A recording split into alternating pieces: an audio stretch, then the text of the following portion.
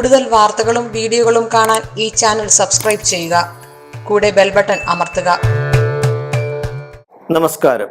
ഞാനിന്ന് ഇവിടെ അവതരിപ്പിക്കാൻ പോകുന്ന ജ്യോതിഷ വിഷയം വഴിപാടുകൾ എന്നാണ്. എന്തിനാണ് നമ്മൾ വഴിപാടുകൾ നടത്തുന്നത്?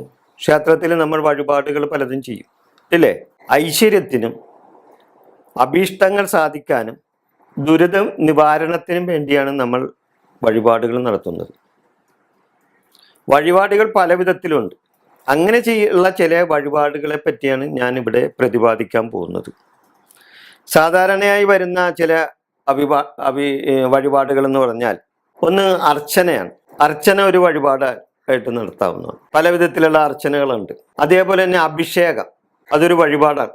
അഭിഷേകം, പല വിധത്തിലുള്ള അഭിഷേകങ്ങൾ, ഓരോ ദേവീദേവന്മാർക്ക് അനുസരിച്ചുള്ള അഭിഷേകങ്ങളുണ്ട്. പിന്നെ നിവേദ്യം ഒരു വഴിപാടായിട്ട് നമ്മൾ സമർപ്പിക്കാൻ ആൾക്കാരുണ്ട്. ദേവീദേവന്മാർക്ക് നിവേദ്യം വഴിപാടായിട്ട് നമ്മൾ സമർപ്പിക്കും, ഇല്ലേ? അതേപോലെ തന്നെ വിളക്ക് തെളിയിക്കൽ, അതും ഒരു വഴിപാടാണ്. വിളക്കിടൽ, നമ്മൾ വിളക്ക് നിറമാല, അതേപോലെ വിളക്ക് തെളിയിക്കലൊക്കെ ഒരു വഴിപാടാണ് നമ്മുടെ. അതും സാധാരണയായി ചെയ്യാവുന്ന വഴിപാടുകളാണ്. പിന്നെ ഒന്ന് ചന്ദനം ചാർത്തൽ, ദേവീദേവന്മാർക്ക് ചന്ദനം ചാർത്തൽ, അതൊരു വഴിപാടാണ്. അങ്ങനെ പല വിധത്തിലുള്ള വഴിപാടുകളാണ്. അപ്പോൾ അതിനെപ്പറ്റിയുള്ള ഒരു ചെറിയൊരു വിവരണമാണ് ഞാനിവിടെ തരാൻ ഉദ്ദേശിക്കുന്നത്. അർച്ചന എന്ന വഴിപാട് മന്ത്രങ്ങൾ ജപിച്ചുകൊണ്ട്, പൂജാപുഷ്പങ്ങൾ ദേവന്മാർക്ക് അർപ്പിച്ചുകൊണ്ട് പല വിധത്തിലുള്ള അർച്ചനകളും ഇന്ന് നടത്താറുണ്ട്. ഓരോ ദേവതകൾക്കും ഓരോ മന്ത്രങ്ങളുണ്ട്. ആ മന്ത്രങ്ങൾ ഉരുവിട്ടുകൊണ്ടാണ് ദേവീദേവന്മാർക്ക് അർച്ചന നടത്തുന്നത്. അങ്ങനെ നമ്മുടെ കാര്യസാധ്യതയ്ക്ക് വേണ്ടിയോ അല്ലെങ്കിൽ ദുരിത നിവാരണത്തിന് വേണ്ടിയോ ഈ അർച്ചന ഓരോ ദേവീദേവന്മാർക്കും നമ്മൾ നടത്താറുണ്ട്. മറ്റൊന്നെന്ന് വെച്ചാൽ അഭിഷേകമാണ്. ദേവീദേവന്മാർക്കുള്ള അഭിഷേകം, പല വിധത്തിലുള്ള അഭിഷേകങ്ങളുണ്ട്. ഒന്ന് ജലം കൊണ്ട് അഭിഷേകം, ജലാഭിഷേകം നടത്തും. മറ്റൊന്ന് പാല് കൊണ്ടുള്ള അഭിഷേകം, പാല് കൊണ്ടുള്ള അഭിഷേകം. നെയ്യ് കൊണ്ടുള്ള അഭിഷേകം, നെയ്യഭിഷേകം, അത് നടത്തും. പിന്നെ ഒന്ന് എണ്ണ കൊണ്ടുള്ള അഭിഷേകം നടത്താറുണ്ട്. പിന്നെ പനിനീര് കൊണ്ടുള്ള അഭിഷേകം, കളഭം കൊണ്ടുള്ള അഭിഷേകം, കളഭാഭിഷേകം, അത് നടത്തും. പിന്നെ പഞ്ചാമൃതം കൊണ്ടുള്ള അഭിഷേകം. ഇതൊക്കെ അഭിഷേകങ്ങളിൽ പെട്ട കാര്യങ്ങളാണ്. ഇതെല്ലാം നമ്മ അഭീഷ്ടങ്ങൾക്കും കാര്യസാധ്യതകൾക്കും ദുരിതമോചനത്തിനൊക്കെ ആയിട്ട് വേണ്ടിയൊക്കെ ചെയ്യുന്ന കാര്യങ്ങളാണ് ഈ അഭിഷേകം. അതേപോലെ തന്നെ ചന്ദനം ചാർത്തൽ. ഈ ചന്ദനം ചാർത്തന് രണ്ട് വിധത്തിലുണ്ട്. ഒന്ന്, ദേവീദേവന്മാരുടെ മുഖം മാത്രം ചന്ദനം ചാർത്തും. അതിനെ അരക്കാപ്പ് എന്നാണ് പറയുന്നത്. അരക്കാപ്പ്. ദേവീദേവന്മാരുടെ ബിംബം മുഴുവനും ചന്ദനം ചാർത്തുന്നതിനെ മുഴുക്കാപ്പ് എന്ന് പറയും. അപ്പം അരക്കാപ്പും മുഴുക്കാപ്പും ചാർത്തി വഴിപാട് നടത്തുന്നതിന് ചന്ദനം ചാർത്തൽ എന്ന് പറയും. അരക്കാപ്പും മുഴുക്കാപ്പും അതൊരു വഴിപാടുകളാണ്. പിന്നെ ദേവീദേവന്മാർക്ക് സമർപ്പിക്കുന്ന വഴിപാട് നിവേദ്യമാണ്. ദേവീദേവന്മാർക്ക് നിവേദ്യം സമർപ്പിച്ചുകൊണ്ട് വഴിപാട് നടത്തും. ഓരോ ദേവതാ സങ്കല്പത്തിനും ഓരോരോ നിവേദ്യങ്ങളുണ്ട്.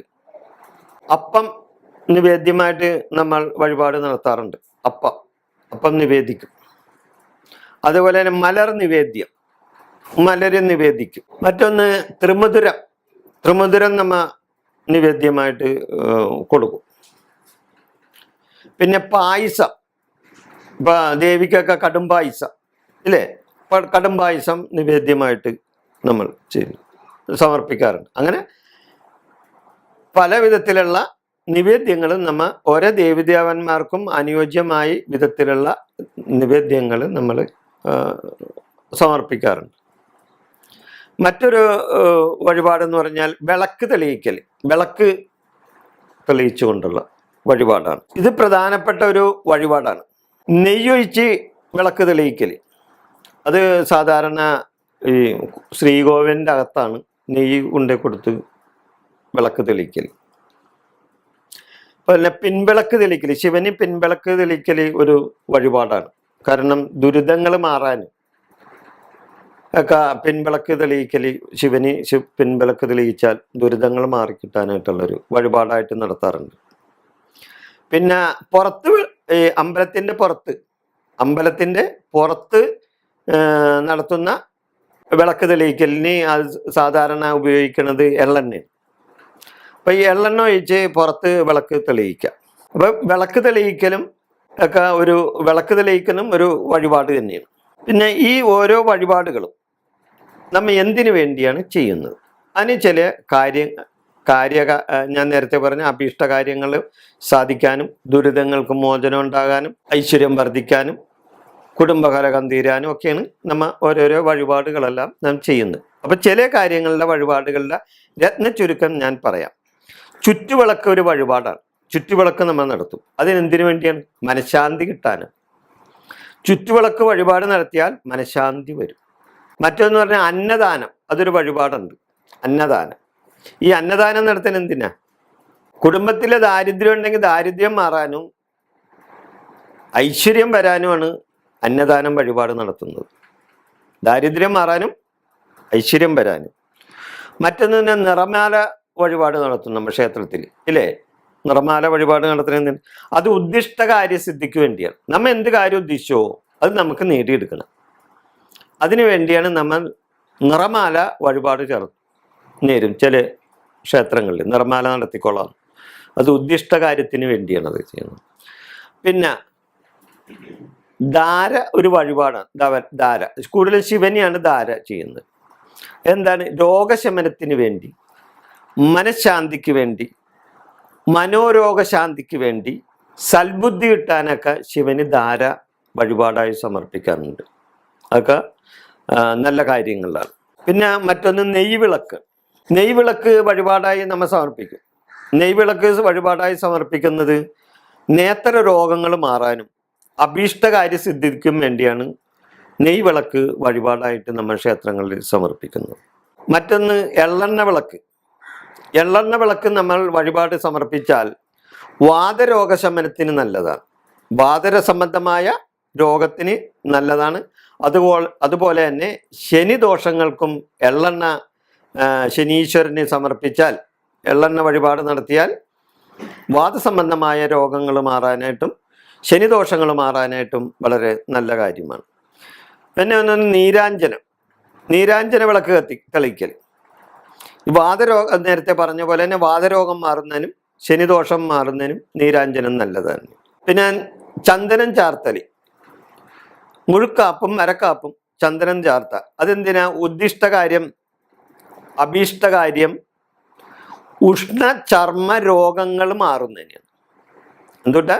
ഉഷ്ണ ചർമ്മ രോഗങ്ങൾ മാറാൻ ചന്ദനം ചാർത്തൽ, മുഴുക്കാപ്പോ അല്ലെങ്കിൽ അരക്കാപ്പോ ചന്ദനം ചാർത്തൽ നല്ലൊരു വഴിപാടാണ്.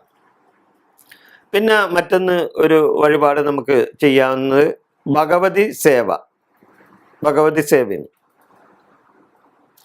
ഭഗവതി സേവ ചെയ്യുന്നതിന് മുമ്പ് തന്നെ ഗണപതി ഹോമം വഴിപാടായിട്ട് സമർപ്പിക്കാം. ഗണപതി ഹോമം രാവിലെ സൂര്യൻ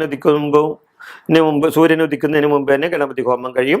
വൈകിട്ടാണ് ഭഗവതി സേവ. അപ്പം ഗണപതി ഹോമം ആദ്യം നടത്തണം. ഗണപതി ഹോമം നടത്തുമ്പോൾ ഗണപതി ഹോമത്തിന് നമ്മൾ എന്തിനാ ചെയ്യുന്നത്? വിഘ്നങ്ങൾ മാറിക്കിട്ടാനായിട്ട്.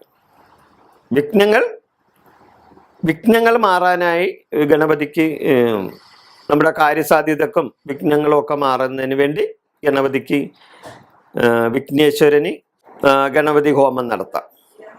പിന്നെ ഞാൻ നേരത്തെ പറഞ്ഞ ഭഗവതി സേവ വൈകിട്ട് നടത്തുന്നത്. ദുരിത നിവാരണത്തിനാണ് ഭഗവതി ചെയ്യുന്നത്. ദുരിത നിവാരണത്തിന്, അത് കുടുംബത്തിലെ ഐശ്വര്യം ഉണ്ടാകുന്നതിനും കുടുംബത്തിലെ ദുരിതങ്ങളൊക്കെ മാറുന്നതിന്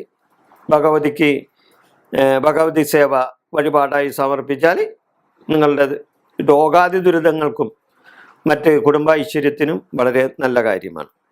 പിന്നെ നമുക്ക് പിന്നെയുള്ളത് പുഷ്പാഞ്ജലി. വഴിപാട് നമ്മൾ സാധാരണ ക്ഷേത്രത്തിൽ എല്ലാവരും ചെയ്യുന്ന വഴിപാടാണ് പുഷ്പാഞ്ജലി വഴിപാട്. പുഷ്പാഞ്ജലി വഴിപാട് എന്താ ഞാൻ ചെയ്യുന്നത്? ആയുരാരോഗ്യത്തിന് വേണ്ടിയാണ്, ആയുരാരോഗ്യ സിദ്ധിക്ക് വേണ്ടിയാണ് ക്ഷേത്രങ്ങളിൽ നമ്മൾ പുഷ്പാഞ്ജലി. പലർക്കറിയില്ല പുഷ്പാഞ്ജലി എന്തിനാണ് ചെയ്യുന്നത്. പുഷ്പാഞ്ജലി നടത്തുന്നത് ആയുരാരോഗ്യത്തിന് കിട്ടുന്നതിനാണ് പുഷ്പാഞ്ജലി വഴിപാട് നടത്തുന്നത്. അതേപോലെ തന്നെ ശത്രുക്കളുടെ ദോഷങ്ങൾ മാറ്റാനും അഭീഷ്ടസിദ്ധി ഉണ്ടാകാനും ഒക്കെ നടത്തുന്നൊരു വഴിപാടുണ്ട്. അതായത് രക്തപുഷ്പാഞ്ജലി വഴിപാട്. അപ്പോൾ രക്തപുഷ്പാഞ്ജലി വഴിപാട് നമ്മൾ നടത്തുന്നത് ശത്രുദോഷങ്ങൾ മാറാനും അഭീഷ്ടകാര്യസിദ്ധിക്കും വേണ്ടിയാണ്. ശത്രുദോഷങ്ങൾ മാറാനും അഭീഷ്ടകാര്യസിദ്ധിക്കും വേണ്ടി നമ്മൾ രക്തപുഷ്പാഞ്ജലി ദേവിക്ക് നടത്താറുണ്ട്. അത് നല്ലതാണ്. അതേപോലെ തന്നെ സ്വയംവര അർച്ചന, വിവാഹ തടസ്സങ്ങൾ മാറിക്കിട്ടാൻ സ്വയംവര അർച്ചന നടത്തുന്നത് നല്ലതാണ്. പിന്നെ സഹസ്രനാമ അർച്ചന നടത്തുന്നത് ഐശ്വര്യത്തിന് നല്ലതാണ്. ഐശ്വര്യം ഉണ്ടാകാനും കുടുംബത്തിലെ ദോഷങ്ങളൊക്കെ മാറിക്കിട്ടാനും ഒക്കെ സഹസ്രനാമാർച്ചന നല്ല ഒരു വഴിപാടാണ്. പിന്നെ ഒരു വഴിപാടെന്ന് പറഞ്ഞാൽ മൃത്യുഞ്ജയ ഹോമം. മൃത്യുഞ്ജയ ഹോമം എന്ന് പറഞ്ഞാൽ ആയുരാരോഗ്യം കിട്ടുന്നതിനും രോഗാദി ദുരിതങ്ങൾ മാറുന്നതിനും വേണ്ടിയാണ് മൃത്യുഞ്ജയ ഹോമം നടത്തുന്നത്. ആയുരാരോഗ്യ സൗഖ്യങ്ങൾ ഉണ്ടാകുന്നതിന് മൃത്യുഞ്ജയ ഹോമം വളരെ നല്ല കാര്യമാണ്. അതേപോലെ തന്നെ നവഗ്രഹ പൂജ ചെയ്താൽ ഗ്രഹങ്ങൾ പിഴച്ചു നിൽക്കുന്ന ഗ്രഹങ്ങളുടെ ദോഷങ്ങൾ മാറും. നമുക്ക് ഗ്രഹദോഷങ്ങളൊക്കെ ഉണ്ടെങ്കിൽ ആ ദോഷങ്ങളെല്ലാം മാറിക്കിട്ടാനായിട്ട് നവഗ്രഹ പൂജ കുടുംബൈശ്വര്യത്തിനും സന്താന ദുരിതങ്ങൾക്കും അതേപോലെയുള്ള മറ്റ് ചില ദുരിതമോചനത്തിനൊക്കെ ആയിട്ട് നവഗ്രഹ പൂജ നടത്തുന്നത് വളരെ ഉത്തമമായ കാര്യമാണ്. അപ്പോൾ ദോഷങ്ങൾ മാറുവാൻ നവഗ്രഹ പൂജ ചെയ്യാം. ഞാൻ ഈ പറഞ്ഞ വഴിപാടുകളൊക്കെ സർവ്വസാധാരണയായി ചെയ്യുന്ന കാര്യങ്ങളാണ്. എന്നിരുന്നാലും ഞാൻ ചില വഴിപാടുകൾ നടത്തിയാൽ ഇന്നിന്ന കാര്യങ്ങൾ അതിൽ നിന്നും നമ്മൾക്ക് ഒരു ഭക്തിന് കിട്ടും എന്നുള്ള കാര്യങ്ങൾ ഓർമ്മപ്പെടുത്തുന്നതിന് വേണ്ടിയാണ് ഈ വഴിപാടുകൾ എന്നുള്ള ഈ ജ്യോതിഷ വിഷയം ഞാൻ ഇവിടെ അവതരിപ്പിച്ചത്. ഞാൻ മറ്റൊരു ജ്യോതിഷ വിഷയമായിട്ട് നിങ്ങളുടെ മുമ്പിൽ വരുന്നതുവരെ നിങ്ങൾക്ക് നന്ദി, നമസ്കാരം.